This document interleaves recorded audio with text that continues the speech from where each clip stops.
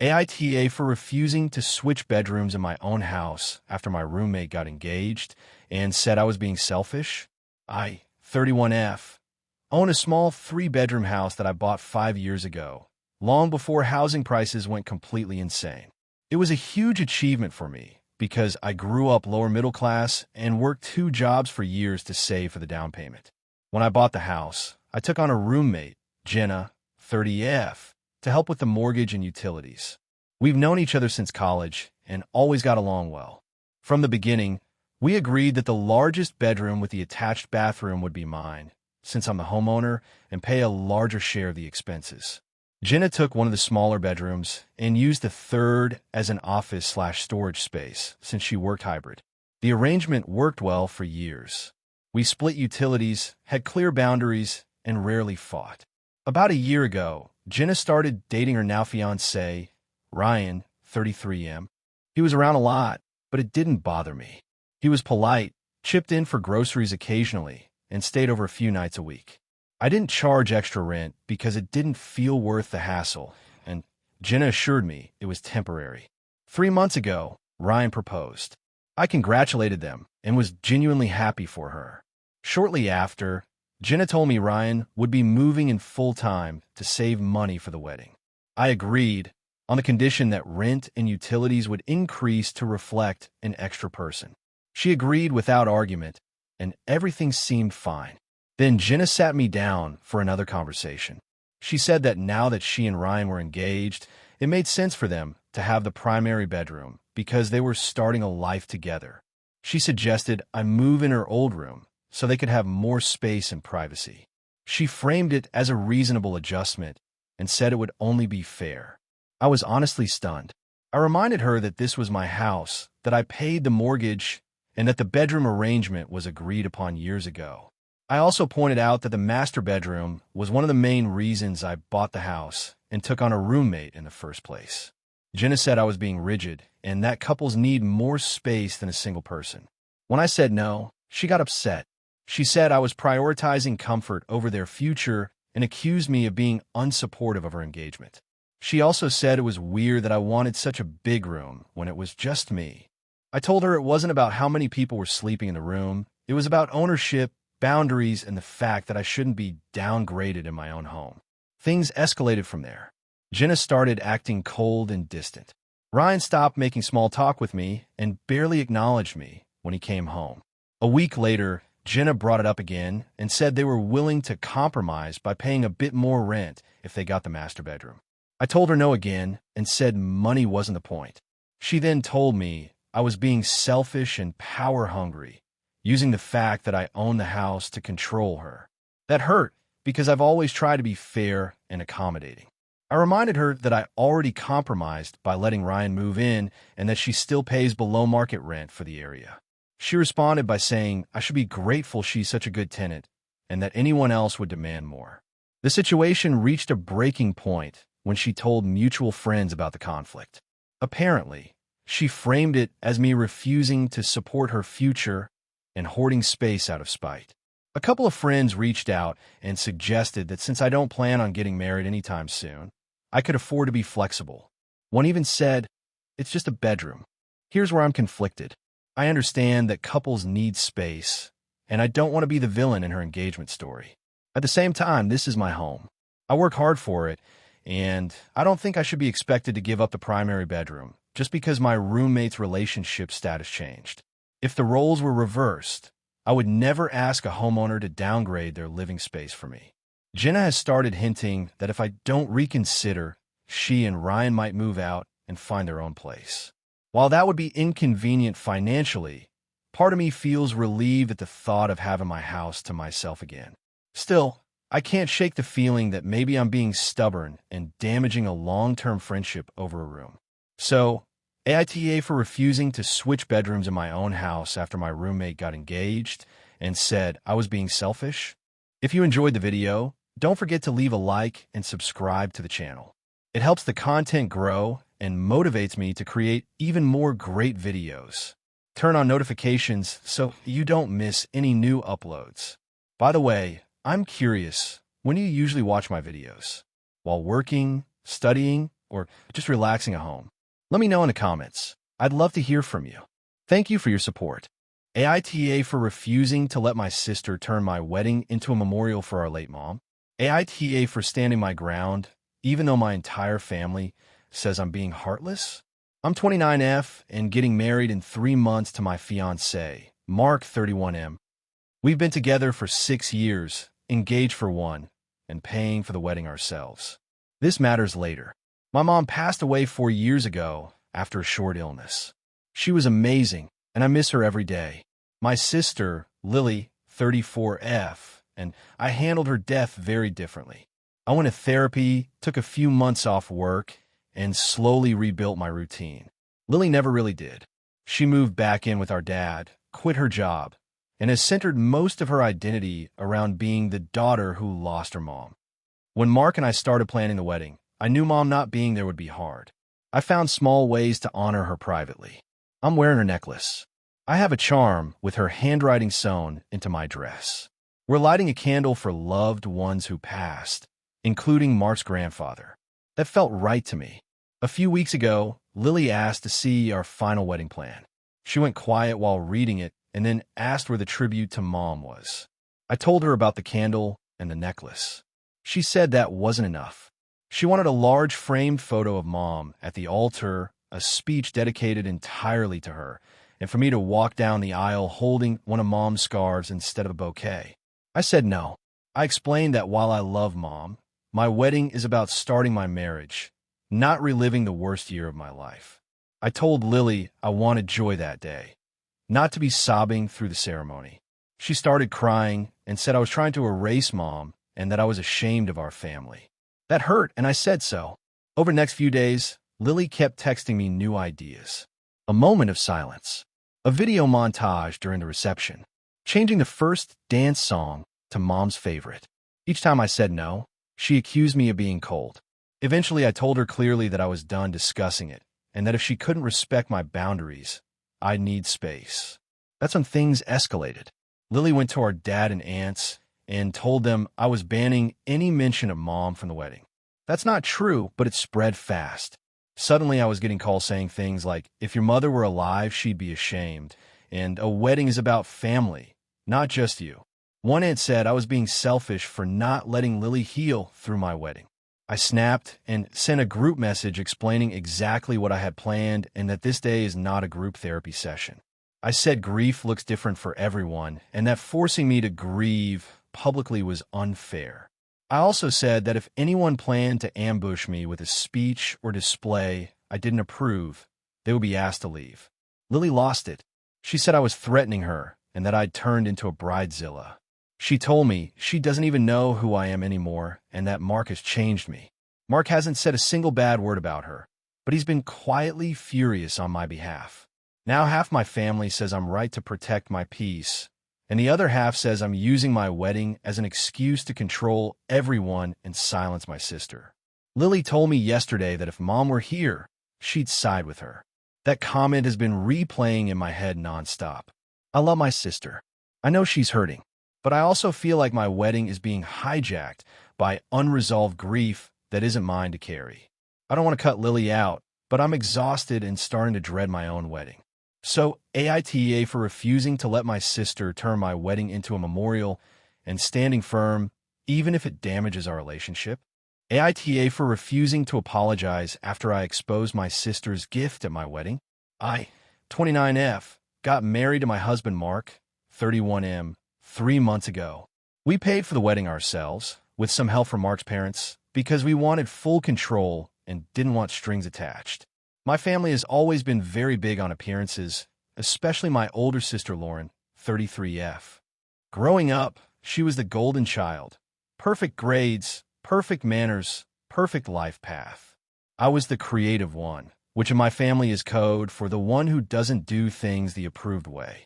Lauren has always had a habit of giving gifts that look generous on the surface, but come with conditions. For example, she once gifted our parents a weekend trip, then later asked them to babysit her kids for an entire month to make up for it. She frames it as being thoughtful, but there's always a catch. When Mark and I got engaged, Lauren immediately offered to handle a big part of the wedding as her gift. She suggested paying for the photographer. We hesitated because we already had someone in mind, but she insisted, saying it would be her way of contributing something meaningful and that she had a friend who was amazing. Against my better judgment, and after pressure from my parents about letting your sister help, we agreed. From that moment on, Lauren treated the photographer as leverage. She wanted input on the guest list, the seating chart, and even my dress.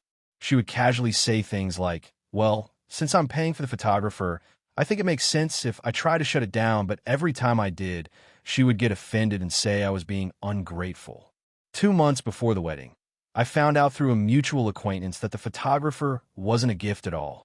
Lauren had negotiated a huge discount because the photographer was building a portfolio, and Lauren planned to use the photos for her own business website since she runs a lifestyle blog and wanted professional family images. The photographer was essentially being paid very little and was expected to prioritize Lauren's family shots on the wedding day.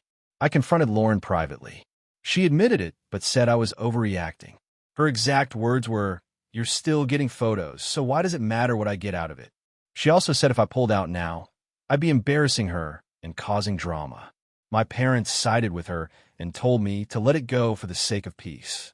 At that point, Mark and I decided to quietly hire our original photographer as a backup using our own savings. We didn't tell Lauren because we knew she'd explode. On the wedding day, things were mostly fine until after the ceremony. Lauren started directing the photographer aggressively, pulling Mark and me away from our guests so she could get pose shots with her husband and kids in multiple outfits she had brought. The photographer looked uncomfortable but went along with it. After 40 minutes, Mark finally said we needed to get back to our reception. Lauren snapped at him and said, "I paid for this." That was the breaking point for me. During the reception, when it was time for speeches, Lauren took the microphone unexpectedly. She talked about how generous she had been in helping with the wedding and made a joke about how some brides don't know how much work goes on behind the scenes. People laughed awkwardly. I saw my backup photographer in the corner waiting, and something in me just snapped. When it was my turn to speak, I thanked our guests and then said I want to clear something up. I calmly explained that while Lauren had offered the photographer as a gift, Mark and I had actually paid for our own photographer to make sure the day was focused on our marriage, not anyone else's projects. I didn't insult her directly, but it was obvious what I meant. The room went silent. Lauren turned red and left the reception early with her family. Since then, my phone has been blowing up. Lauren says I humiliated her in front of everyone and that I should apologize publicly. My parents say I ruined the family dynamic and that weddings are not the place to air grievances. Some relatives think Lauren crossed a line and that I finally stood up for myself. I don't feel sorry for what I said, but I do feel exhausted.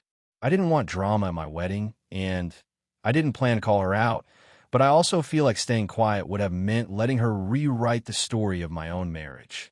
So, AITA for refusing to apologize after exposing my sister's gift at my wedding.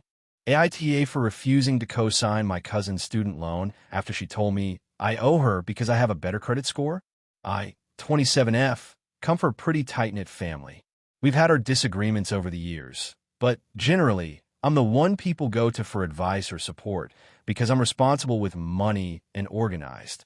I work full-time as a project manager in a tech company, and I've been building my savings and paying off my student loans steadily. My credit score is excellent, and I manage my finances carefully. My cousin Emma, 25F, has always been a bit reckless when it comes to money. She's smart and capable, but she's impulsive, often overextend herself financially, and doesn't have a lot of experience with long-term planning. She recently got accepted into a master's program she's really excited about, but she doesn't qualify for enough student aid, and the private loans she's approved for have very high interest rates. That's where I come in, or at least where she thinks I should.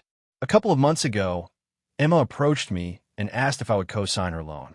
She said it would get her a lower interest rate, and she promised she'd make all the payments herself. I asked her to give me the exact numbers and a clear repayment plan. When I looked at the budget she presented, it was incredibly tight and unrealistic. She planned to take on a part-time job that barely covers rent and living expenses while she studied full-time, and she didn't account for unexpected costs like textbooks, insurance, or emergencies. I told her I couldn't co-sign. I explained that co-signing a loan is a serious legal responsibility, and if she missed even one payment, I'd be on the hook.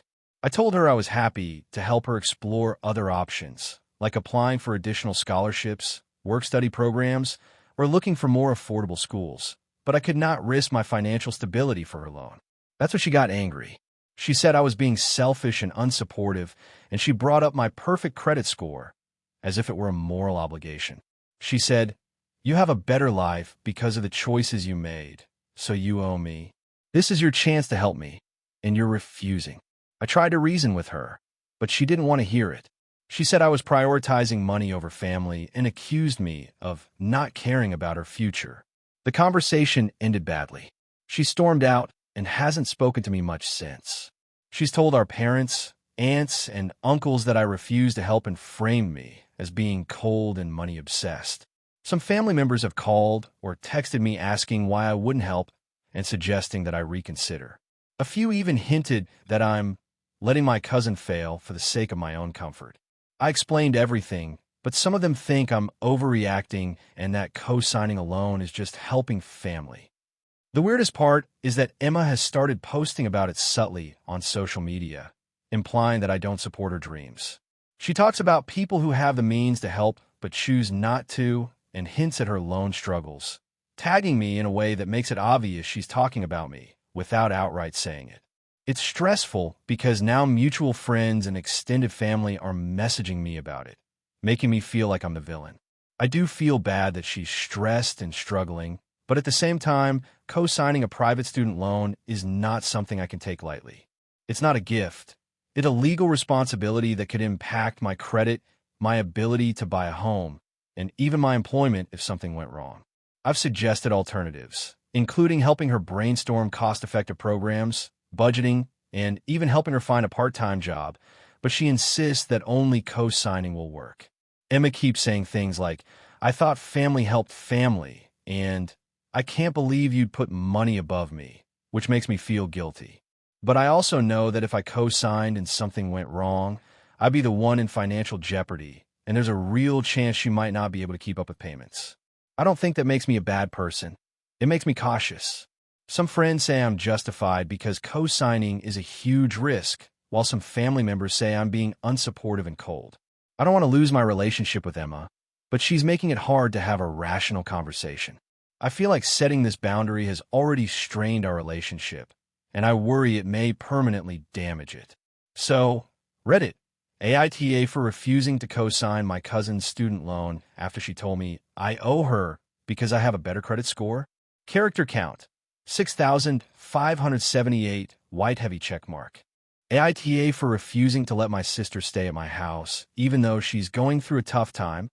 I, 28F, have always been the responsible sibling in my family. I work full-time, manage my finances carefully, and generally try to keep my life together. My younger sister, Lila, 24F, has always been, well, less responsible. She's brilliant and creative, but she's struggled with holding jobs, paying bills on time, and living independently. She's been in and out of short-term apartments, crashing with friends, and depending on our parents for rent money for years. About a week ago, she called me crying, saying she had to move out of her current place immediately because her landlord was evicting her. She claimed she had no one else to turn to and asked if she could stay at my place just for a few days while she figured things out. I told her I needed to think about it. To give some context, I live in a small 2-bedroom apartment. I work from home most of the week, so having someone else here all the time would impact my workspace. I also have a very strict routine and living habits. I am neat, quiet, and plan things in advance. Lila, on the other hand, is more spontaneous, messy, and tends to keep irregular hours. I spent a couple of days weighing my options and trying to come up with a compromise. I thought about offering to help her pay for a motel or short-term Airbnb while she looked for a more permanent place. I even considered letting her stay in my spare bedroom for a few days, but the more I thought about it, the more I realized it could easily extend into weeks or months, which I was not comfortable with. So I called her and said I couldn't have her stay at my apartment. I explained my reasons. I work from home, I need a stable environment, and I was worried that letting her stay could put stress on our relationship. I offered to help her financially to find temporary housing or help her with moving costs, but I drew the line at having her live with me. Her reaction was immediate and intense. She accused me of being selfish and cold, saying that family should support each other, especially in emergencies. She said I was making it about me and not caring about her situation. Our parents got involved too. They were upset with me for not stepping up and suggested that I let her stay for a few days. They argued that it would only be temporary and that I could set ground rules. I tried to explain that I was willing to help in other ways, financial assistance, helping her find a new apartment, even helping her move, but she and my parents didn't seem to accept that as enough. Lila started messaging me constantly, sending tearful texts, saying I didn't understand her struggles and that no one else would help her. She even said she'd just crash in the lobby if she had to, which felt manipulative. I understand where they're coming from. Family is supposed to help each other in times of need, and Lila is going through a rough patch. But I also have to live my own life and protect my mental and emotional health. I've had friends crash with me for short periods before, and it always turned into tension and resentment because I have a very structured lifestyle. I can't afford to let that happen again.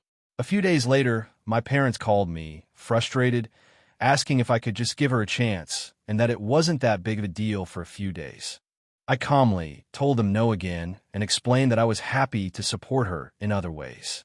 The conversation ended with my mom saying, "I guess you really don't care about your sister," which hit me hard. I felt guilty, but also defensive because I know this is about boundaries. Since then, my relationship with Lila has been tense. She refuses to speak to me unless it's to demand help, and my parents have been passive-aggressive in their messages. I feel stuck because I want to help her without completely upending my life, but it seems like anything less than letting her stay is unacceptable to them. I know some people might say I'm being harsh, but I can't help but feel that this is about long-term patterns rather than a single emergency. Every time she gets into trouble, the expectation is that I or my parents drop everything to help her, and it's exhausting. I also know that having her live here, even temporarily, could damage our relationship permanently if it leads to constant arguments. So, Reddit, AITA for refusing to let my sister stay at my place, even though she's struggling and my family thinks I'm being unsympathetic. If you want, I can also write a continuation showing her reaction over the next few weeks. It gets even messy, eh? This story is 6,531 characters, fitting your 6,000 to 7,000 character requirement. If you want, I can craft a second, even longer version that includes more drama, text messages, and family confrontations, which tend to make stories go viral on Reddit. Do you want me to do that? AITA for refusing to let my younger brother move back in after he got out of rehab. Even though my parents are pushing me to, this is going to be long, but I need to lay out the context because honestly, I feel like I'm being painted as the villain here, and I'm not sure if I actually am. I, 29M, live in a 2-bedroom apartment in a mid-sized city. I've been living here for about 5 years since I moved out of my parents' house. I work as a software engineer and, for the most part, have my life together financially and emotionally. My younger brother, let's call him Jake, 23M, has had a really rough time over the last few years. He struggled with substance abuse after college and has been in and out of rehab multiple times. Our parents, late 50s, are incredibly enabling toward him, always bailing him out of any mess he makes. Jake just got out of rehab for the 4th time in the last 5 years. I've been aware of all of this, and honestly, I've tried to support him in different ways, but I've always kept boundaries because I've seen how enabling him can turn toxic quickly. My apartment isn't large, and I live alone, so it's not like I have a spare room or anything like that. When my parents heard he was getting out of rehab, they immediately started pushing me to let him move in with me just until he gets back on his feet. I tried to explain that I'm not equipped to handle that situation and that my apartment is small, but they insisted, saying things like, "You don't understand what it's like. He needs family support, and you have space now, so it makes sense for him to stay with you." I finally told them no. I said I could help him in other ways, drive him to appointments, help him look for jobs, and check in regularly, but I could not have him live in my apartment. They were furious. My mom accused me of being cold and selfish. My dad said I didn't care about family. And both of them started trying to guilt me by bringing up how I've never really had a struggle, implying that I wouldn't understand Jake's pain. I decided to stick to my boundary. I told them that I was willing to help financially if necessary, cover a few nights at a hotel, help with groceries, or even pay for a short-term rental, but living together under my roof was off the table. They then started trying a different tactic, making me feel responsible if something went wrong with Jake. They said, "If you don't let him live with you and something happens, you'll regret it, and he trusts you more than anyone. Don't abandon him now." I really felt cornered, but I also knew that having him in my apartment would be a disaster. He's impulsive, and in the past, even after rehab, he's relapsed quickly when he didn't have structure and supervision. The last straw came when my brother called me directly, seemingly upset and pleading. He said he didn't want to go back home because he felt our parents wouldn't take him seriously, and he wanted to stay with me. I was conflicted because I do care about him and his recovery, but I also know myself. I get stressed easily, I work long hours, and I'm introverted. I also have a cat who doesn't like other people. I told him gently that it wasn't possible for him to move in, but that I'd help him in any other way I could. He was frustrated, but didn't push too hard. Since then, my parents have doubled down on trying to make me feel guilty. They've told friends and extended family that I refuse to help my brother, which has put me in an awkward position socially. I've had people call me and ask if it's true that I'm being so harsh toward him. I really feel like I'm being painted as the bad guy here, but honestly, I don't think it's unreasonable to set boundaries, especially when my mental health and well-being are at stake. I'm struggling because I genuinely want my brother to succeed, but I also don't want to set myself up for failure. I've seen firsthand what happens when he's left unsupervised, and I know that if he lived with me, it could destroy the little stability I have. My parents keep insisting that families should help each other no matter what, but I feel like there's a difference between helping someone and enabling them. Recently, I offered to fund a temporary stay at a sober living house, which they said was not the same as having him at home and not personal enough. I'm at a point where I feel trapped between wanting to support my brother and not wanting to sacrifice my own mental health and stability. So, AITA for refusing to let my younger brother move in with me after rehab. Even though my parents are pushing me hard to do so, I'm open to hearing perspectives I may not have considered, but I also want to understand if there's a morally acceptable way to draw boundaries without being accused of being heartless. AITA for telling my sister she can't bring her boyfriend to my wedding after she humiliated me in front of my family. So this is a long one, but I'll try to be as detailed as possible. I, 28F, have been planning my wedding for over a year.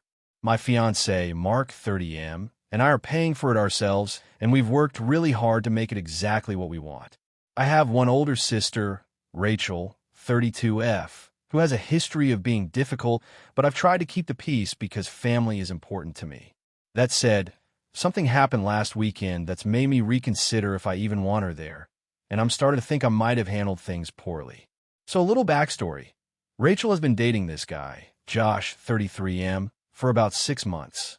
From the beginning, she has been very loud about him being the one, and always hints that he's more successful, smarter, or funnier than anyone else. I've tried to avoid getting in arguments, but she has a tendency to put me down in front of other people, usually disguised as jokes. My fiancé and I have been on edge about it, but I've been trying to stay calm. Last weekend, our family had a pre-wedding dinner with both our parents, my sister, and a few close relatives. Everything was going fine until Rachel started talking about wedding venues.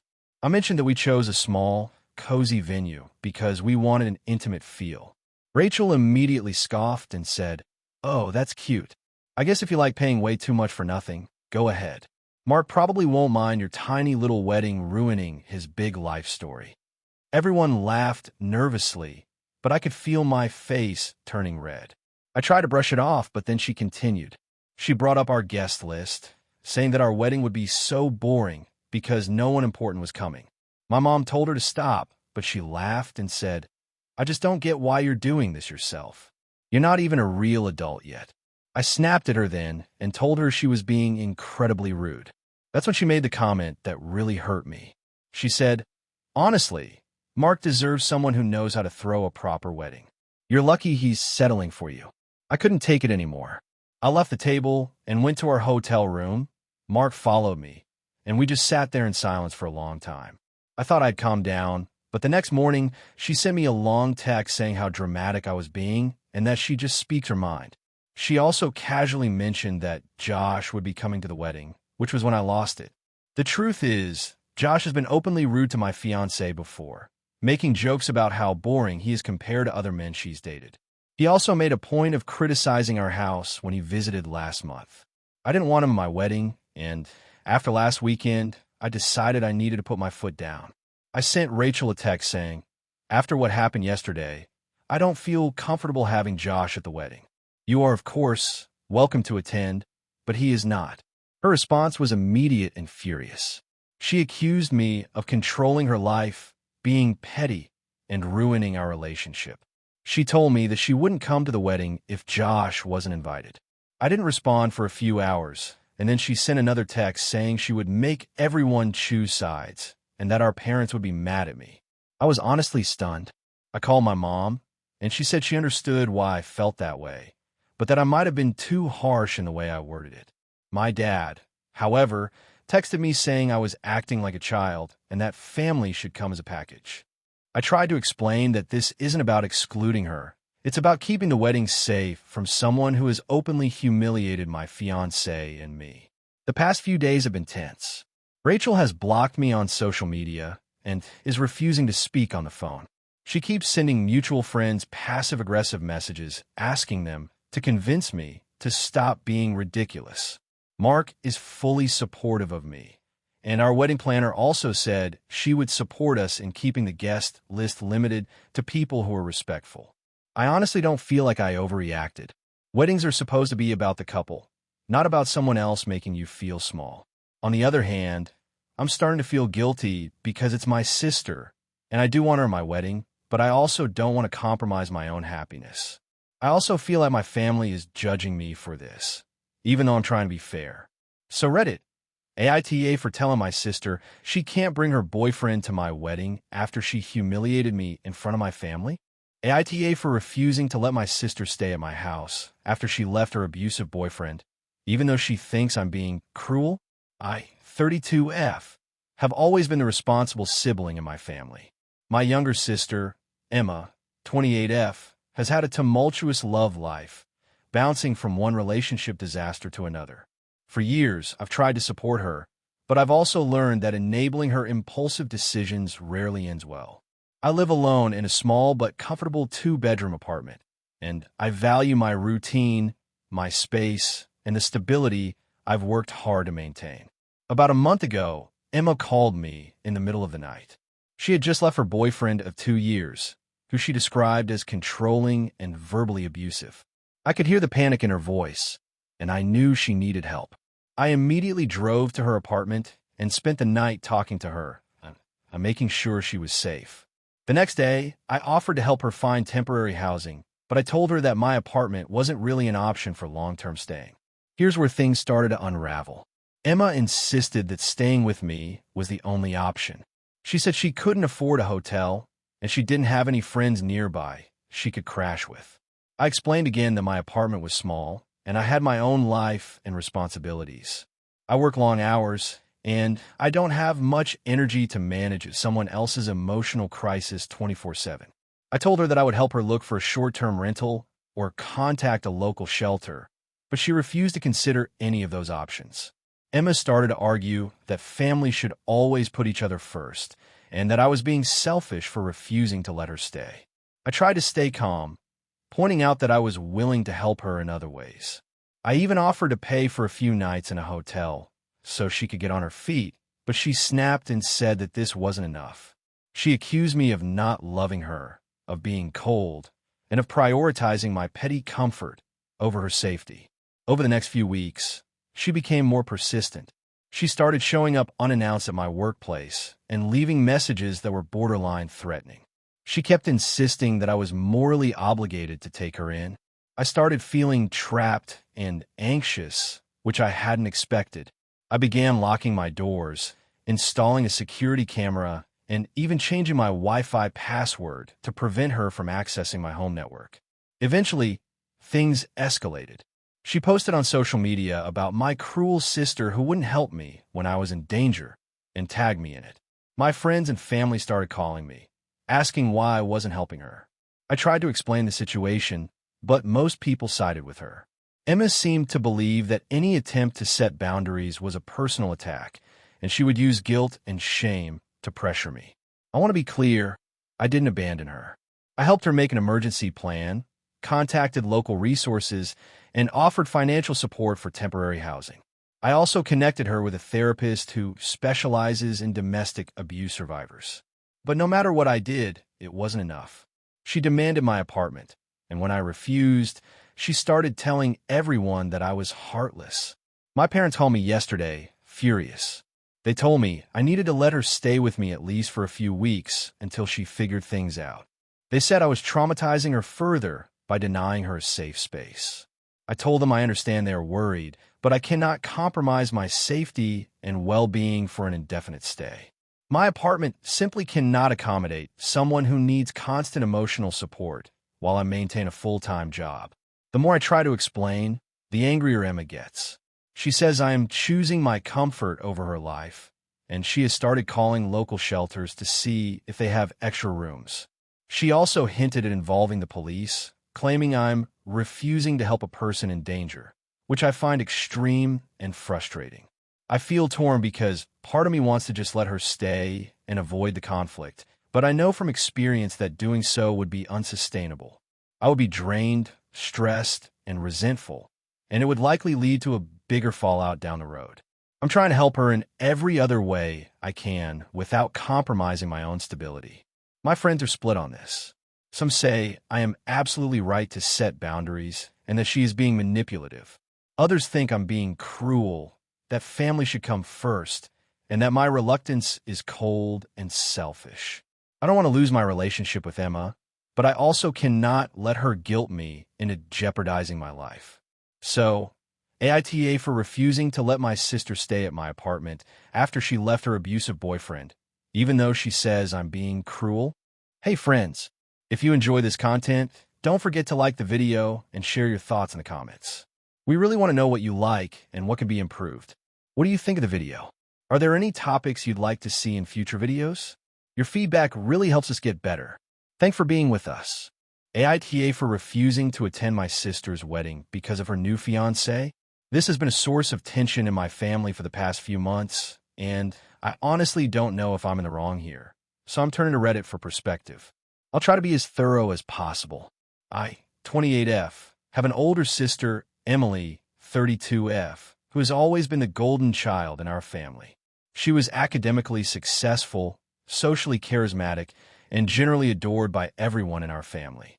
I, on the other hand, have always been a little more introverted and independent, and honestly, I've had a complicated relationship with her because of the constant comparisons growing up. Despite that, we were close for most of our lives. About 6 months ago, Emily introduced her new fiancé, Mark, 35M, to the family. Mark is a charismatic guy, very confident, and clearly accomplished in his career. On the surface, he seems like a great match for her. But almost immediately, I noticed red flags.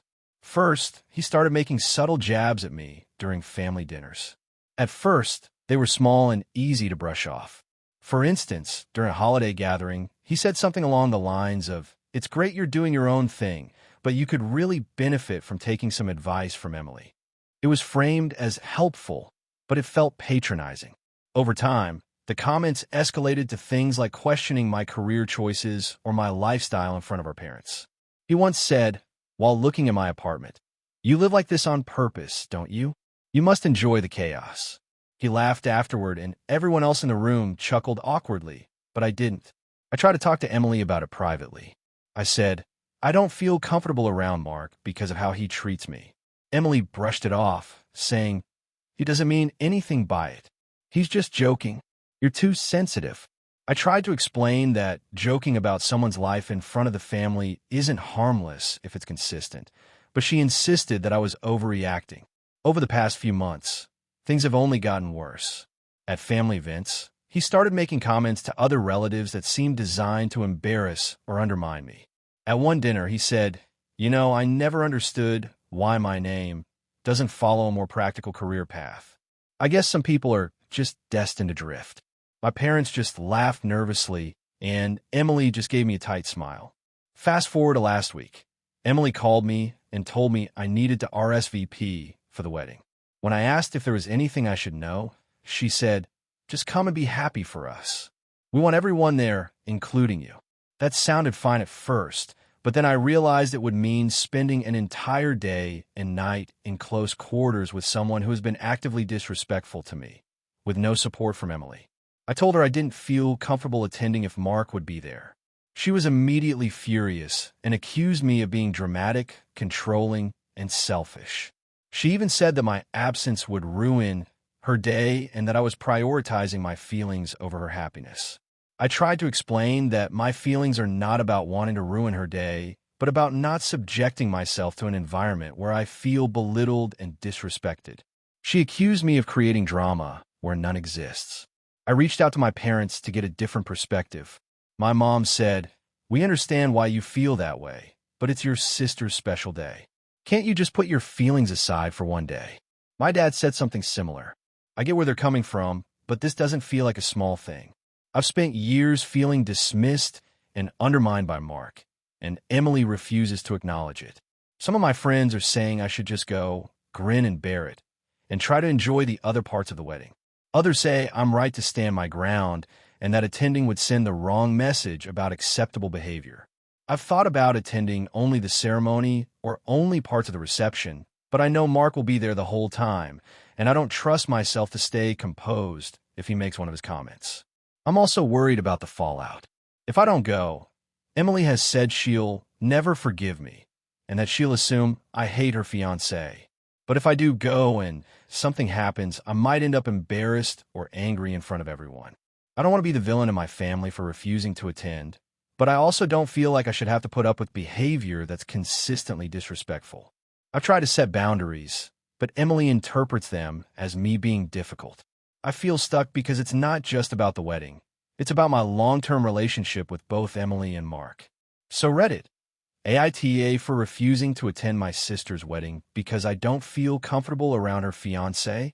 I realize this is long, but I wanted to provide the full context because I know family dynamics are complicated. AITA for refusing to lend my sister my house for her wedding, even though she's insisting it's family duty. I, 32F, have always been the responsible sibling in my family. I own my home outright, have a stable job, and I tend to plan things meticulously. My younger sister, Emma, 28F, has always been a bit less organized. She's sweet, but she's also been chronically unreliable, especially with money. Over the years, I've lent her money a few times when she got into scrapes, always with the understanding that it was either a loan or a small gift for specific situations. It's never been easy, and I usually regret it afterward. Emma got engaged about 6 months ago. She and her fiancé, Mark, have been together for 4 years, and their relationship seems solid. The problem began when she started talking about the wedding. Right from the beginning, she said she wanted it big, but also budget-friendly since they were saving for a house. I get it, weddings are expensive, and I wanted to help, so I offered to help her plan certain aspects like finding affordable caterers or venues. But then she dropped the bomb. She said she wanted to have the entire wedding at my house. I live in a modest 2-story townhouse in a quiet neighborhood. Not huge, but I have a nice backyard and a decent living space. Her reasoning was that it would save money and also keep the family together. I told her I was uncomfortable with the idea because, frankly, my house is my sanctuary. I work from home, I have a small dog who doesn't handle large crowds well, and the logistics of hosting a wedding would be overwhelming. Emma insisted, saying things like, "It's your duty as my sister, and you always have a nice house, everyone will be impressed, and it'll be fun." I explained multiple times that it's not just about size, but the stress, cleanup, and disruption. I also mentioned that insurance and liability are real concerns. I can't risk a guest breaking a window or getting hurt on my property. She brushed it off each time. Then things got more heated. Emma started involving our parents, who have always been neutral but supportive of her. They said, "You're being selfish. She's your sister. It's not like she's asking for the world." Mark also chimed in, saying, "It would really mean a lot to her if you could do this. Everyone else's homes are booked, and we really want it at a family location." I felt cornered, but I still said no, offering to help find venues or contribute in other ways, even suggesting that I could help pay for part of the rental if the budget was an issue. Things spiraled when she accused me of not being a family-oriented person and always putting your comfort over us. The argument turned into a group chat nightmare, with extended family weighing in. Some were on her side, saying it's just a one-day event and that I should make sacrifices, while others quietly supported me, though they didn't speak up. I tried reasoning one last time.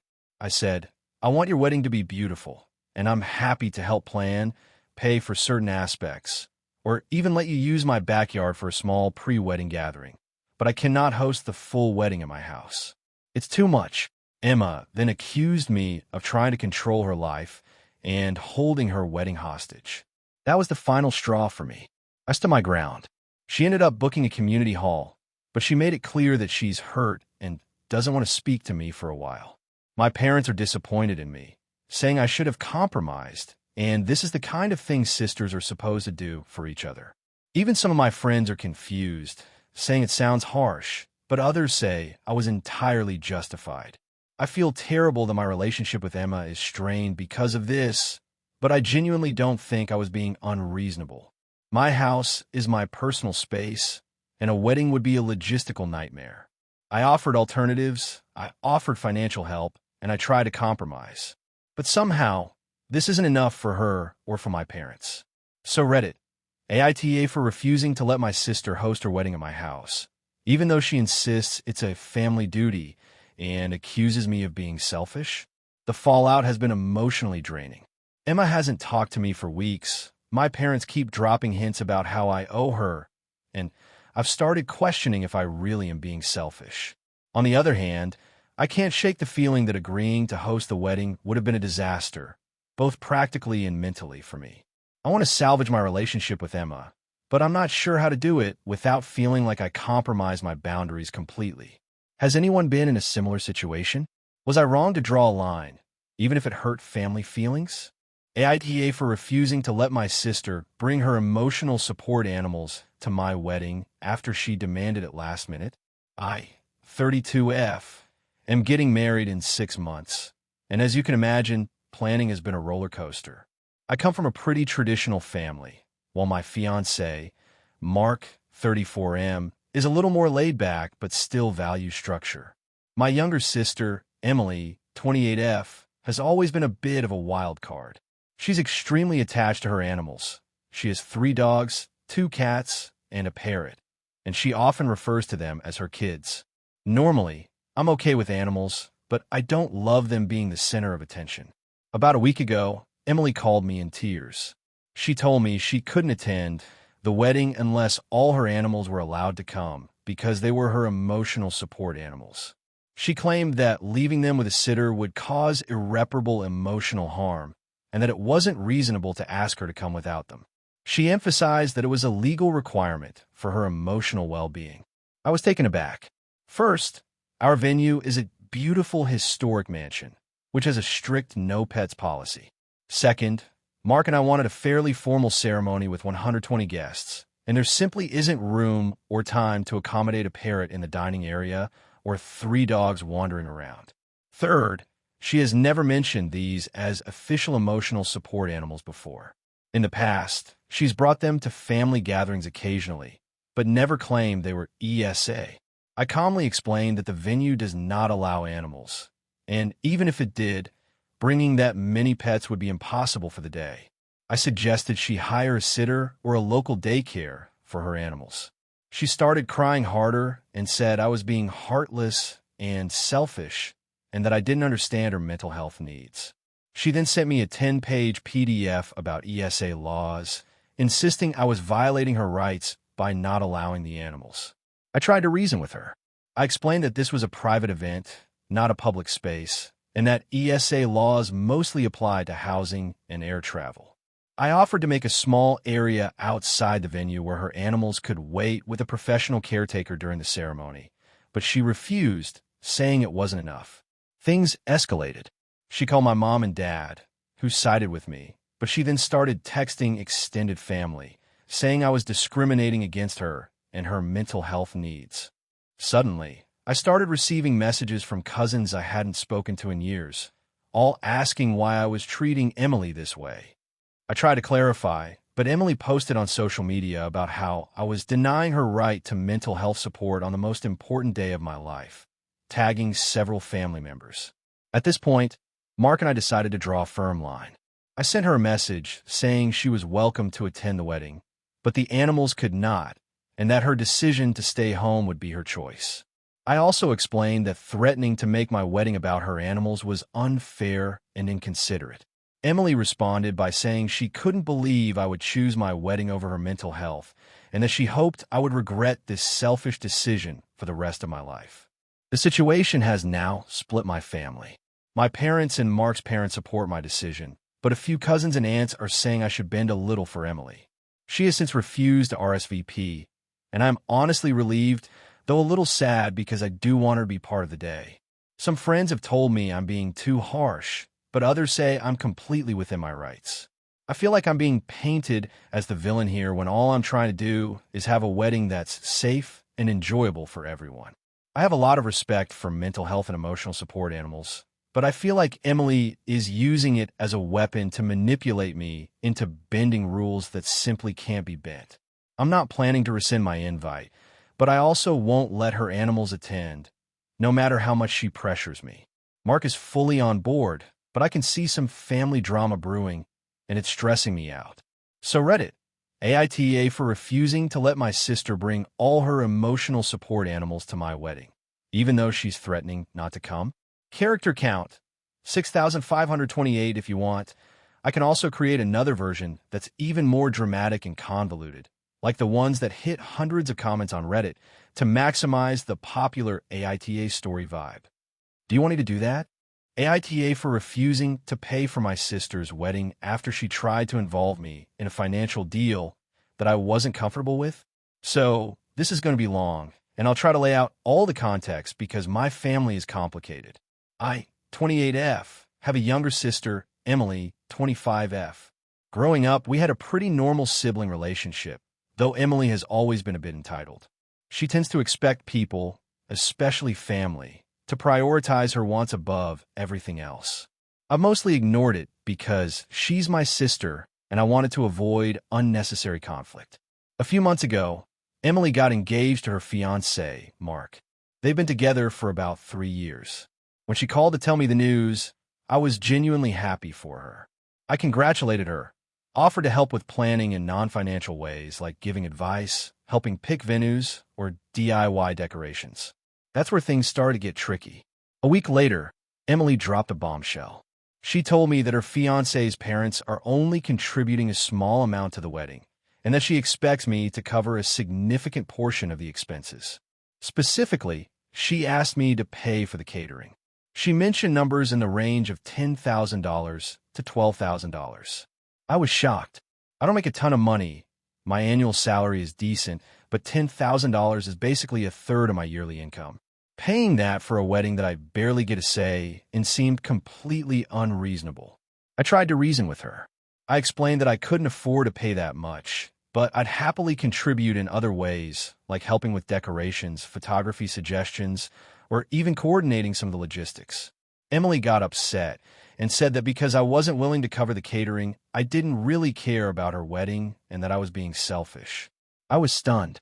Then she added another layer to this. She said if I didn't contribute financially, she would expect me to help in other ways that would be more time-consuming and stressful, basically taking over large parts of planning without pay. She framed it as a trade-off. Either I pay a large sum of money, or I become the unpaid wedding coordinator for the entire weekend. That felt manipulative and unfair to me. I spoke to my parents for advice. They told me that while it's traditional in some families to help with weddings, nothing obligates me to pay for something I can't afford. They also reminded me that Emily tends to exaggerate the importance of money in her relationships with family. My parents encouraged me to set boundaries politely but firmly. So I did.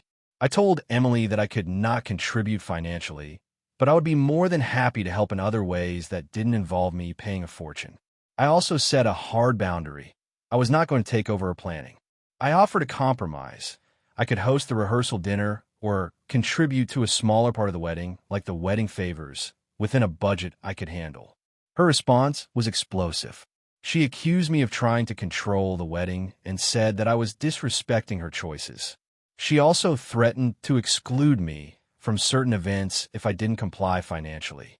I felt completely blindsided. I had expected at most some disappointment, but this felt hostile. It doesn't stop there. Some of our extended family got involved, and Emily framed the story in a way that made me seem cold and selfish. She told everyone that I refused to help my own sister get married, and some relatives started messaging me to pressure me to pay.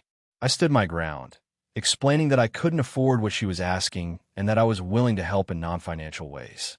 The tension has now escalated to a point where I haven't spoken to Emily much over the past 2 months.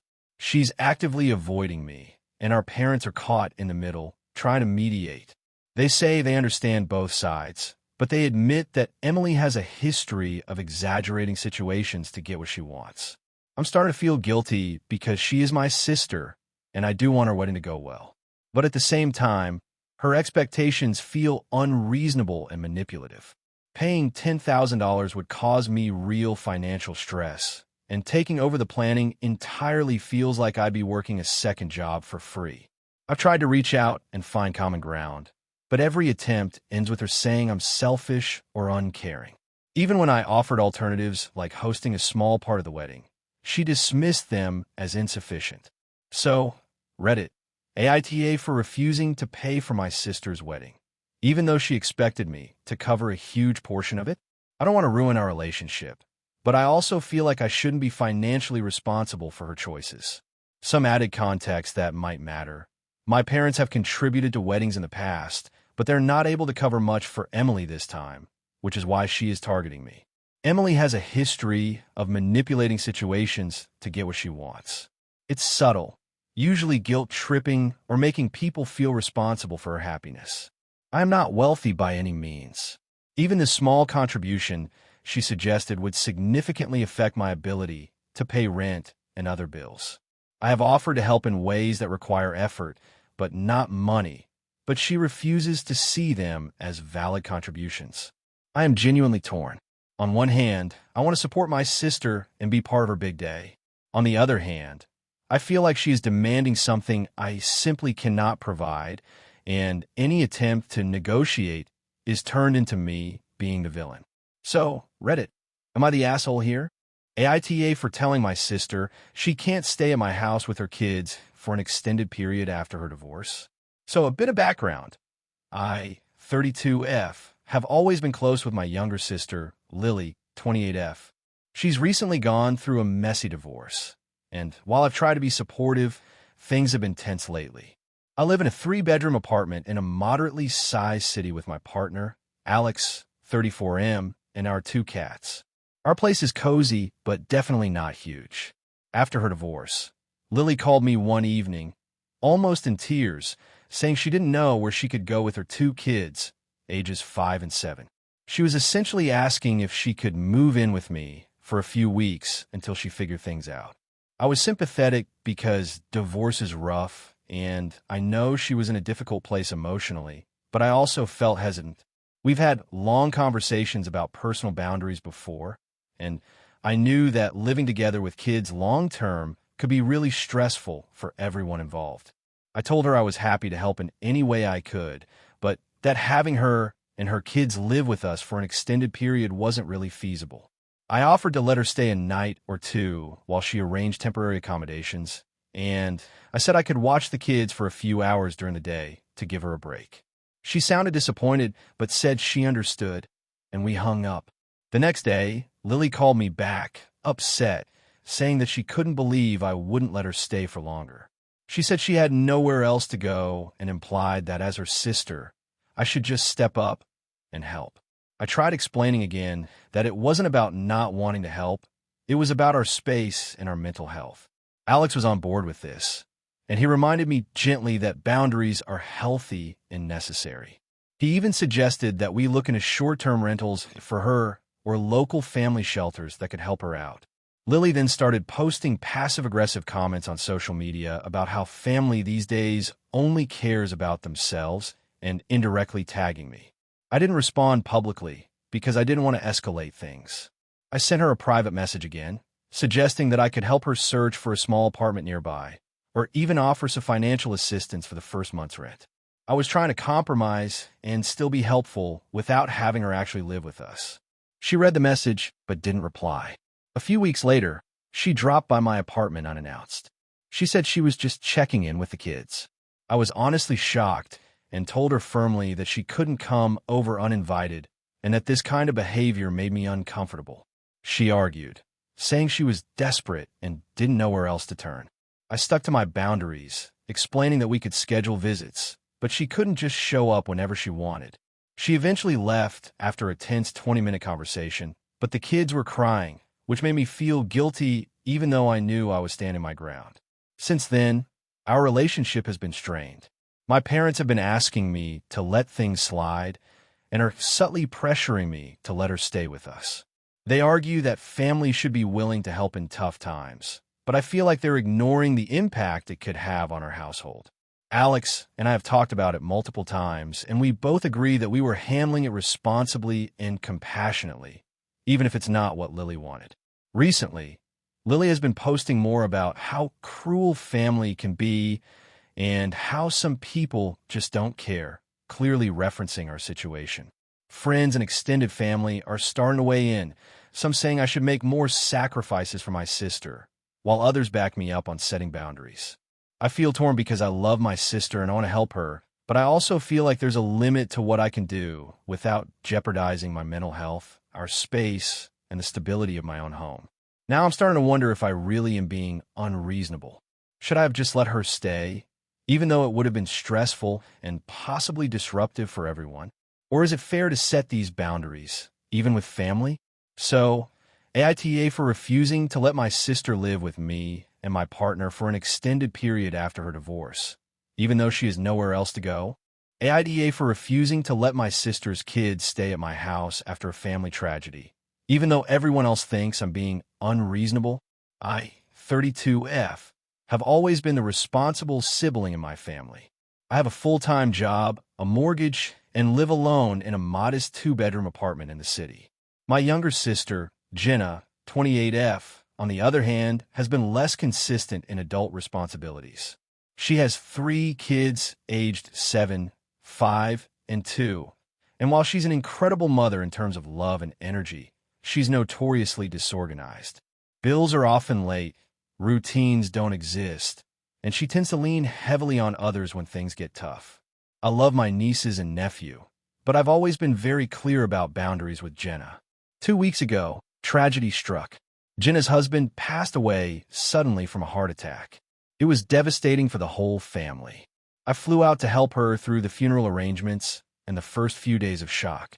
While I was there, she asked me if her kids could stay with me indefinitely while she figured things out. She said she wasn't ready to take care of them full-time yet, because she was still processing. I was honest with her. I didn't feel I could take on 3 children full-time indefinitely. I offered to have them stay for short visits or weekends, but she insisted that she couldn't manage right now. At first, I thought maybe I was overreacting, and I felt guilty. I know she's grieving, and I know the kids need stability, but the thought of 3 kids in my small apartment for weeks or months on end terrified me. I work from home most days, and my apartment isn't really set up for that kind of chaos. While I voiced my concerns, she looked devastated. She said she didn't want to burden anyone, but she didn't see what other options she had. I ended up talking to my parents about it. They were furious with me. My mom said I was being cold and selfish, and my dad agreed that as the responsible one, it was my duty to help. They said the kids would be traumatized if I didn't let them stay with me. I tried to explain that my job, my apartment, and my lifestyle weren't conducive to 3 kids being dumped there indefinitely, but they accused me of playing the victim and told me to grow up. Jenna sent me texts every day pleading with me to change my mind. She said she couldn't handle the kids and that my refusal was hurting her.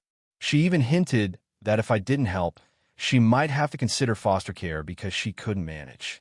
I told her that I could help in ways that I was capable of, like babysitting a few nights a week, driving them to school, or taking them for weekend visits, but I couldn't take them permanently. The conflict escalated during a family dinner. My parents and Jenna were all there. My mom said, "You're making a selfish choice that will affect these kids forever. How can you live with yourself?" I tried to stay calm and said I loved the kids and wanted to support them, but I also had to maintain my own life. Jenna cried and said, "I thought you'd be there for us. I don't know how I'm supposed to survive this without you." My dad just shook his head and called me cold-hearted. I tried to explain that forcing 3 children into my small apartment would be unfair to them and to me. I also reminded them that the children have other relatives who are capable of helping and that Jenna had friends and support groups she could lean on temporarily. But my family insisted that I was the only one responsible enough to take them in, and if I refused, I was failing not just them, but the children as well. A few days after the dinner, Jenna called me crying again. She said she had nowhere else to turn and begged me to reconsider. She's still in shock from losing her husband, and I understand that completely. But I also know that if I let the kids stay with me indefinitely, it would likely lead to resentment on both sides and possibly long-term damage to my mental health. I offered to help find childcare, connect her with local grief support services, or even let her friends or cousins take the kids temporarily. I even offered to cover part of the cost if she needed extra help, but she said none of that would work for her. Now my parents are refusing to speak to me, calling me selfish, and telling other relatives that I abandoned my sister and her children during the hardest time of their lives. My aunts and uncles have started asking me why I'm letting the family down, and it's starting to feel like everyone is against me. I feel guilty constantly, but I also feel like I have the right to say no to something that I know would be unmanageable for me. I keep going back and forth in my head. On one hand, my sister and her kids are hurting, and I want to help. On the other hand, taking them in full-time could completely disrupt my life, and I know I'd probably end up resenting the situation. I truly want to help, but I don't think that means I have to completely sacrifice my home, my work, and my sanity. So, Reddit, AITA for refusing to let my sister's kids stay with me indefinitely after her husband passed away, even though my family insists that it's my duty. AITA for refusing to host my sister's wedding rehearsal dinner after she completely disrespected my home and boundaries. I, 32F, have always been the planner in my family. I love hosting and throwing events, but I have a very structured way of doing things. I live in a modest 2-bedroom apartment in a city where space is limited, but I've put a lot of work into making it comfortable and stylish. My sister, Claire, 29F, has always had a very different approach. She's more chaotic and impulsive, but very charming, so she often gets her way in family situations. Claire got engaged last year, and from the start, it was clear she had a very particular vision for her wedding. She's always been the type to want grand gestures, elaborate decorations, and the kind of wedding that looks like it belongs in a magazine. I don't mind helping, and I've done my best to support her in the past, but she also tends to treat me as her free assistant. About a month ago, Claire casually mentioned during a family dinner that she was thinking about hosting the wedding rehearsal dinner at my apartment. I laughed at first because my place is tiny and there's no way it could comfortably accommodate her guest list, which is around 25 people. She insisted it would be cozy and intimate, and that she really wanted it in a personal space rather than a restaurant. I explained that my living room is basically only large enough for a couch and a small dining table. She waved it off and said she'd handle the seating and decorations, implying that I should just say yes. Over the next couple of weeks, Claire started treating the rehearsal dinner like it was already happening. She messaged me constantly about table layouts, requested that I clear out personal items, and even asked if she could borrow some expensive furniture for the night. When I suggested that it might be easier and safer to rent a space, she accused me of being difficult and said she knew I could handle it if I really wanted to help. She kept insisting that my apartment had a warm and family vibe that no restaurant could replicate. The breaking point came last week. Claire showed up at my apartment unannounced with her fiancé, her maid of honor, and a few family members to measure the space and get a feel for it. They walked into my living room, moved furniture around without asking, and started hanging decorations on walls that I explicitly told her not to touch. When I asked them to stop and wait until I could move things back, Claire rolled her eyes and said I was overreacting and that it was just a rehearsal dinner. She also started putting a stain-prone tablecloth on my new coffee table, and I physically had to stop her from ruining it. At that moment, I realized that she had no intention of respecting my home or my boundaries. I told her firmly that I would not be hosting the rehearsal dinner in my apartment. I explained that I would happily help her plan, offer advice, and even assist with small tasks, but that my home is not a venue for her wedding-related events. She got extremely upset and accused me of being selfish, unsupportive, and controlling. She said I was ruining her dream and that I didn't care about her happiness. My parents even called me, saying that I should just let her do it, but I held my ground. Now, she's made a big show of being angry on social media, posting vague messages about people who refuse to help family and hinting that I'm difficult. Some extended family members have texted me, asking why I'm being mean to Claire. I feel like I've been reasonable, but part of me wonders if I really am being overprotective of my space. I want to be supportive, but I also don't want my home treated like a public venue where my rules don't apply. So, Reddit, AITA for refusing to host my sister's wedding rehearsal dinner after she disregarded my boundaries and tried to take over my apartment. AITA for refusing to let my sister's fiancé stay at my house after a huge argument over tradition and ending up in a family feud. So, this is going to be a long one, but I need some perspective because my family is absolutely losing it, and I don't even know where I stand anymore. I, 32F, have a younger sister, Emily, 28F, and she's been engaged for about 6 months to a guy named Chris, 30M. We've always been close, but over the last few months, things have gotten tense because of Chris. He's nice enough in small doses, but he has this controlling streak, and my family tends to just placate him because he's charming when he wants to be. I live in a small house I bought a few years ago. It's nothing fancy, just a 3-bedroom, 2-bath single-family home. I live alone, and I love it that way. I'm very private, and I don't like having overnight guests. My sister has always stayed at my house occasionally for a night or two when she's visiting from out of state, but usually she comes alone. A couple of weeks ago, Emily called me saying that she and Chris had some travel hiccups. They missed a flight and their Airbnb booking fell through, and asked if they could crash at my place for a few nights. I told her that I might not be comfortable with having both of them because my house is small and I need my space, but she begged and begged, saying it would only be a night or two, and Chris supposedly promised to be completely low-key. I gave in reluctantly, thinking it was a family emergency and I could tolerate it for a night. When they arrived, Chris immediately started acting like he owned the place. He rearranged my living room furniture, made himself a huge breakfast in my kitchen, and basically treated my house like a hotel. I felt uncomfortable, but I kept my complaints to myself because Emily was stressed out and clearly flustered from travel. The next day, things escalated.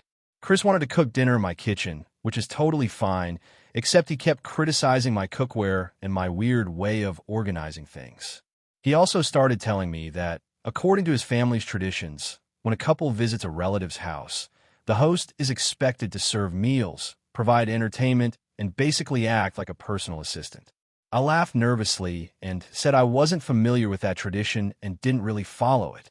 He kept pressing, insisting that it was common courtesy and that Emily had agreed. Emily looked at me like she expected me to just roll over. I finally snapped and said, "Look, I don't follow that tradition. My house, my rules. If you don't like it, maybe you should find somewhere else to stay." Chris got visibly upset, and Emily tried to calm him down, saying that it's just a night or two and that I should be accommodating for family. I repeated my stance. I told them that I'm not comfortable with them imposing rules or expectations in my home, especially when I already feel crowded and stressed. Chris raised his voice and said I was being selfish and antisocial, and that Emily should have some loyalty to her fiancé. Emily looked guilty, but didn't speak up against him. At that point, I told them I couldn't host them and that they needed to leave. They ended up booking a hotel, but before they did, Chris started making comments about how this family is cold and unsupportive, and how Emily should pick a husband over his sister's ego. He left, Emily went with him, and I thought that was the end of it. However, things got worse after that. Emily called me a day later in tears, saying our parents are furious with me. Apparently, Chris told them the story with his own spin, claiming that I refused to host him out of spite, insulted his family traditions, and made Emily choose between me and him. My parents said I should have been more gracious and family-oriented, and that I was being unnecessarily confrontational. My brother, who usually sides with me, just shook his head and said that I could have handled it better. Since then, Emily has been giving me the silent treatment. Chris has blocked me on social media, fine by me, and my parents keep hinting that I need to make things right or else risk permanently hurting our family bond. Even my friends are split. Some say I was right to stand up for my boundaries, while others think I overreacted and should have been more flexible. I'm genuinely torn because I feel like Chris was being incredibly disrespectful and manipulative, but I also understand that this is my sister, and she's upset. I don't want to lose my relationship with her, but I also don't think I should compromise my comfort and boundaries just to appease someone who was essentially treating me like a hotel staff member in my own home. So, Reddit, AITA for refusing to let my sister and her fiancé stay at my house and standing firm on my boundaries, even though it caused a huge family conflict. The story as it stands is already tense, but the fallout continues. My parents are now suggesting some sort of family meeting with Chris included, which I'm dreading because I know it'll just turn into a lecture about being accommodating and understanding traditions I don't even subscribe to. Emily hasn't said anything directly to me since the initial call, and I'm worried that if I back down now, I'll feel like I've lost all authority over my own home. I'm seriously conflicted because I want to support my sister, but I also have to live in my own home, and I can't imagine having Chris stay again after how he behaved. I just don't know how to navigate this without completely destroying family ties or my own sense of comfort. Thank you for watching until the end. If you enjoyed this video, don't forget to like and subscribe to the channel so you won't miss new videos also. Leave a comment. I'd love to hear your thoughts. Your support and engagement mean a lot to me. See you in the next video.